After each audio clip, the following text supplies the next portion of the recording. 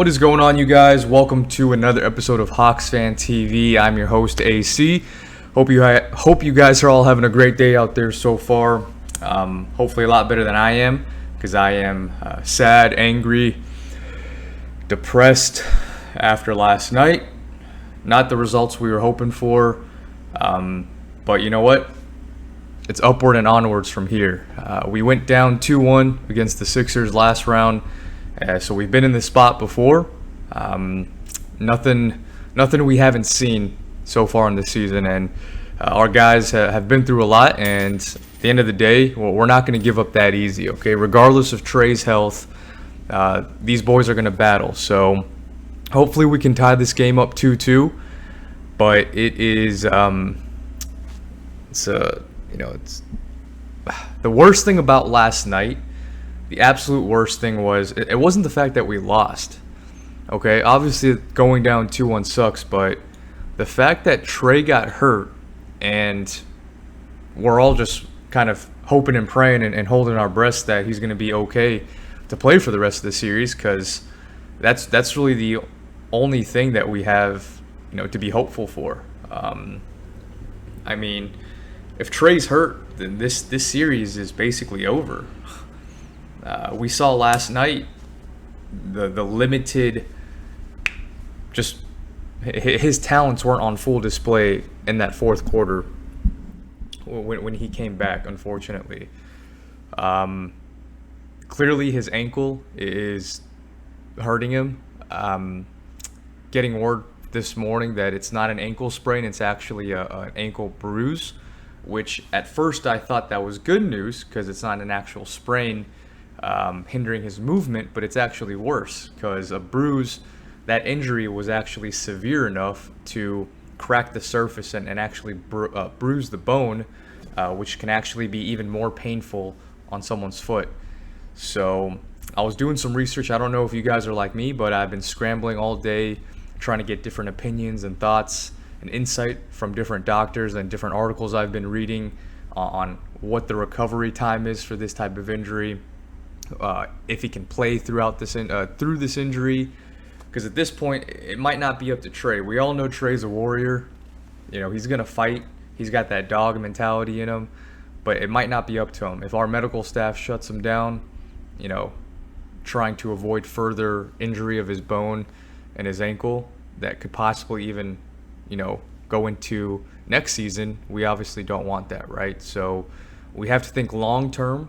As much as I want to make it to the finals and ride Trae and continue this amazing run that we've been on, certainly don't want to risk the health of our franchise cornerstone that is Trae Young. So, man, I'll tell you what, I don't want to be the negative Nancy right now. I don't want to be all doom and gloom, but it's not looking too optimistic. I usually do these types of post-game reactions and breakdowns the night of a game, whether we win or lose, or I like to get it out in the next morning, but I needed a full kind of almost 24 hours to process everything after last night, because I was sad, angry, because the crazy thing is,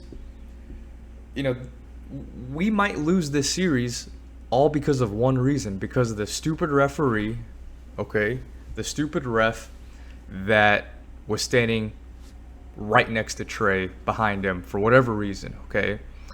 I did some research on him.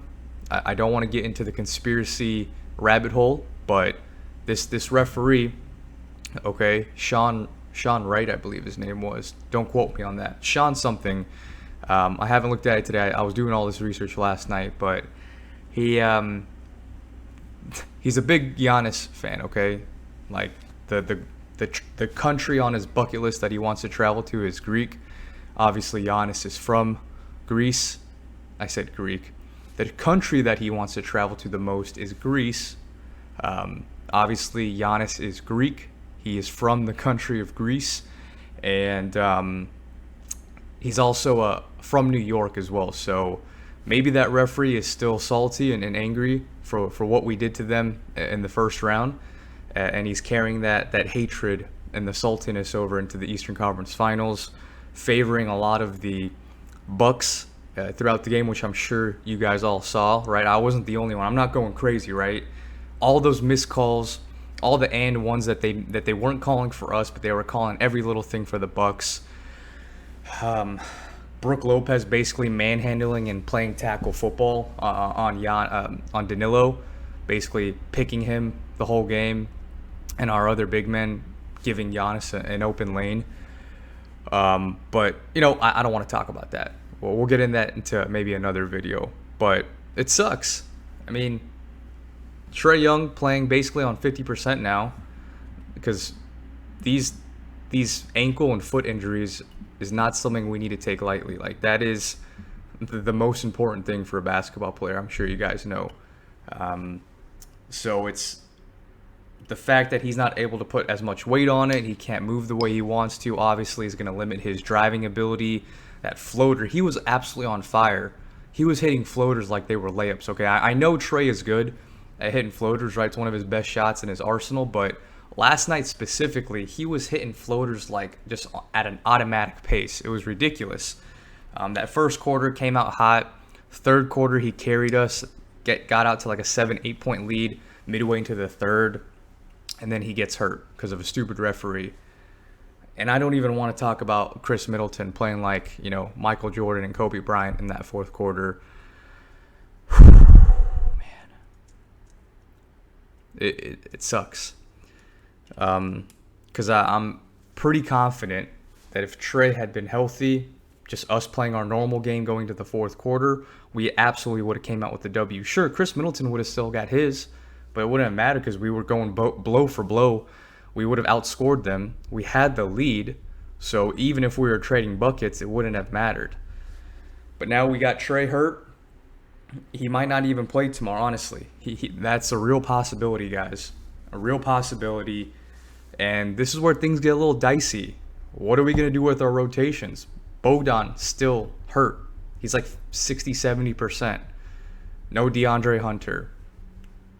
Okay. Those three guys alone is a huge blow for us. Cam Reddish hasn't played in months, which I was very surprised we didn't see Cam at all last game. I thought, him going into the second quarter in game 2 was a small sign that we might be working him back into the rotation because we need him. He might be our only answer in defending Chris Middleton at this point, because, he was just getting whatever he wanted. Giannis was getting anything he wanted. So we're going to need to see some major shakeups in game 4 tomorrow night, okay? Like, Nate's going to have to really pull something out of his all right? Pull a rabbit out of his hat, because if Trae's not good to go tomorrow, we run the risk of running Lou at the point. Earlier in the season, we've had even Kevin Huerter and Bogdanovich in our starting backcourt. So we might see that, Lou's not the worst option starting at the point, but we need him to come off the bench, because if you have him coming in as a starter, basically our bench is Danilo Gallinari, right? Being forced to run a 6-man rotation against a decently deep Bucks team. I don't think we'll see Lou, even if Trae's hurt. I think we're gonna go Bogey, Kevin Huerter, Solomon Hill. I can't even say his name because it pains me to say his name. John Collins and Clint Capella. That's probably going to be the biggest thing that we see if Trae is hurt. I don't want to see Solo. I never want to see him again step foot on the court. Not a knock against Solo. I love you, Solomon Hill. I really do.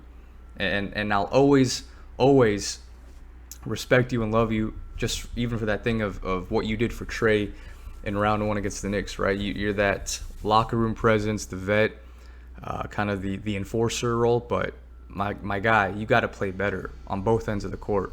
I'd understand maybe if you were playing like true lockdown defense and getting rebounds and steals and things like that, but you're not even doing that, man. Like, you're just a complete liability. But unfortunately, Nate's probably going to keep rolling with him because he trusts the veteran presence. He tends to lean more towards the older veterans versus someone like Cam Reddish. But at this point, we have nothing to lose. We're down 2-1. We cannot go down 3-1 because at that point, the series is a wrap. The series is a wrap. Tomorrow is do or die. Do or die for us. So we have to throw every single thing at them that we can. And if that means we have to play Cam Reddish 25, 30 minutes, so be it. So be it. We have nothing to lose at this point. And he's going to be our best perimeter defender. And he's still a 5 times better scorer than what Solomon Hill is. Okay? Because Solomon Hill is giving you absolutely nothing. Nothing. Oh my gosh. So, yeah, Nate's going to have to really figure some things out. Okay? Because ideally, I would want to see Bogey, Kev, Cam Reddish, John Collins, and maybe even Onyeka Okongwu. Okay? Double O has been fantastic all playoffs.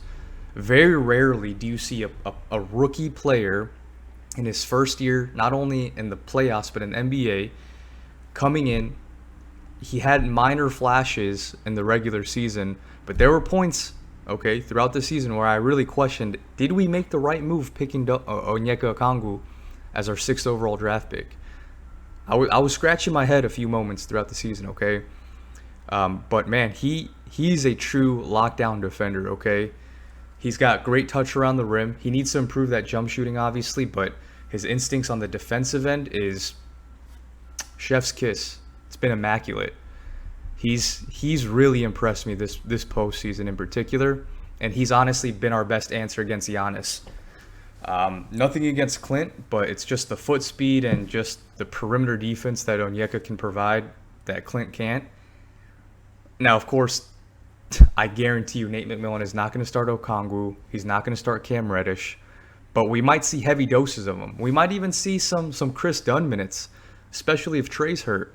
You know, there's nothing out of the realm of possibility, okay? I'm not leaving anything out because tomorrow's do or die. It's basically win or go home. If we lose, the series is over. We need to tie this back 2-2, build some momentum going to Milwaukee, and I'm comfortable with us on the road. But we can't go down 3-1. So play Cam Reddish. Like, we need to get this hashtag trending. Hashtag give Cam minutes. Please. Like, please, for the love of God, like, give Cam Reddish minutes, Nate McMillan. He's our only possible solution in stopping Chris Middleton.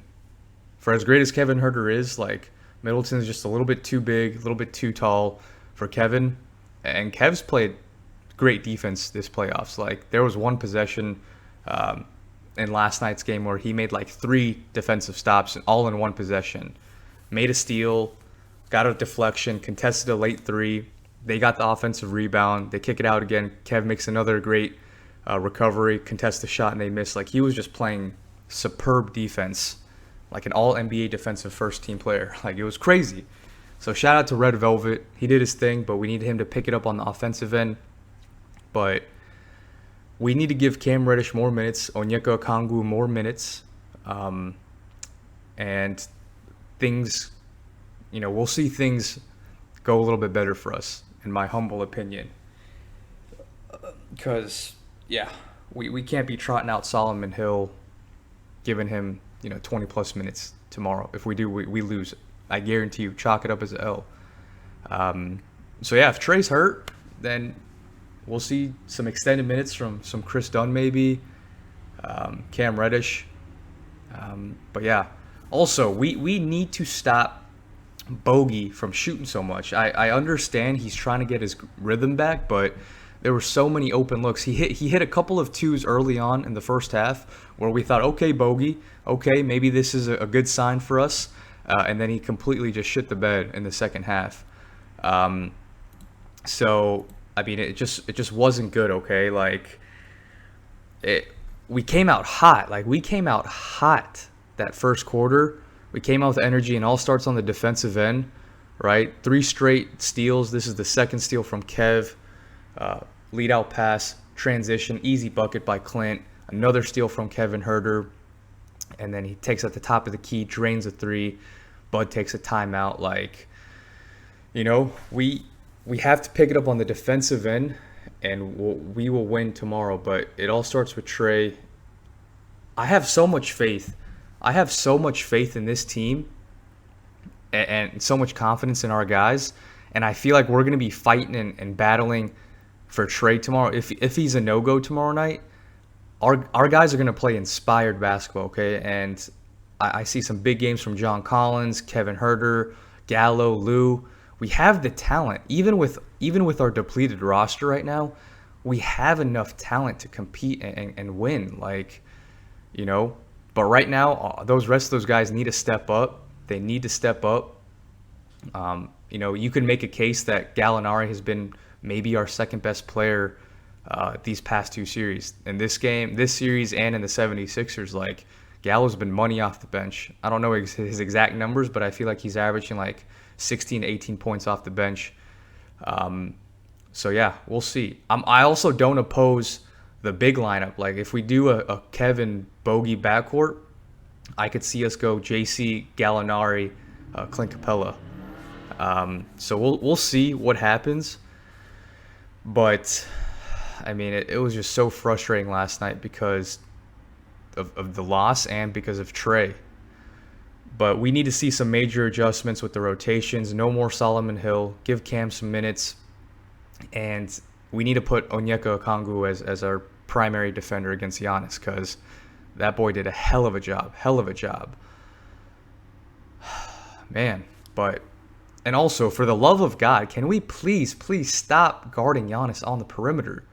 You saw what happened when he was forced to shoot. He was 1 from 2 from 3, or maybe 1 of 3. And he hit one lucky 3, but the other 2 threes that he took were just bricks. And those he had another long 2 that we forced him into, brick. So we need to continue to do that and build the wall. I've been saying this in my last 2 videos. Build the wall, play off him, and just bring 2-3 guys behind him protecting the paint. So he can't do that. But yeah, we have to play better. And yeah, like, look at Gallinari. Look at the Italian rooster. Look at the Italian rooster. But yeah, this is going to be a short video. I don't want to go and rant for too long because I might say some things that I'll regret. But we need Trae healthy. If he's not, our guys got to pick it up. We got to play inspired basketball. Give Onyeka some more minutes. He's probably our answer right now. At this point, like, as you can see, Nate's favoring the vets, right? Clint Capella, Solomon Hill, those guys. But, I mean, Onyeka and Cam might be our best answer for this Bucks team right now. And please, everyone, for the love of God, let's pray. Let's all pray today and tonight. Even if you don't believe in God, maybe you're Buddhist or, you know, Jewish, whatever the case may be, it doesn't matter. We're all one family here in Hawks Nation. And pray to whatever God you believe in that Trae Young's ankle is going to be okay. Please, we need it. We need it bad. So yeah, those are just some thoughts I wanted to get off my chest. Curious to hear y'all's thoughts. Leave a comment below as to what you think we should see for Game 4 tomorrow. What you think Nate will change and move around. And please, let's not let Chris Middleton play like Michael Jordan ever again.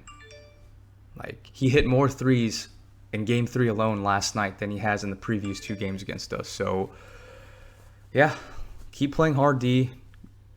In conclusion, just don't give Solomon Hill minutes. Let Onyeka get more minutes, and Cam. And we need to slow it down. A lot of rush threes. And Bogey, you're not 100%. Please stop taking so many shots. You should not be second on the team in shot attempts. If you don't see the shot falling, don't force it.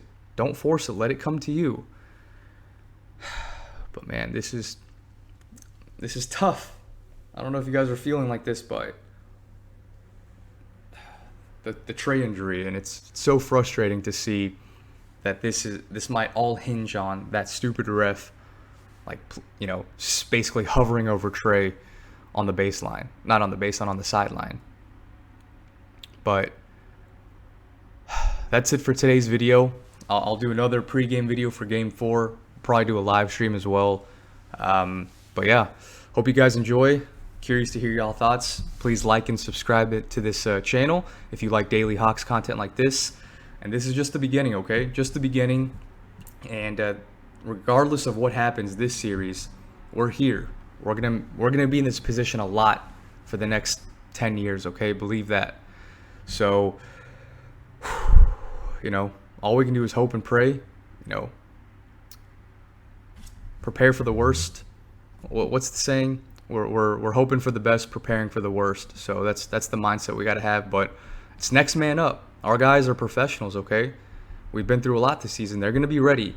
I have confidence. Let's go Hawks. Hawks in 6 still, and let's come out with a dub tomorrow. See you guys.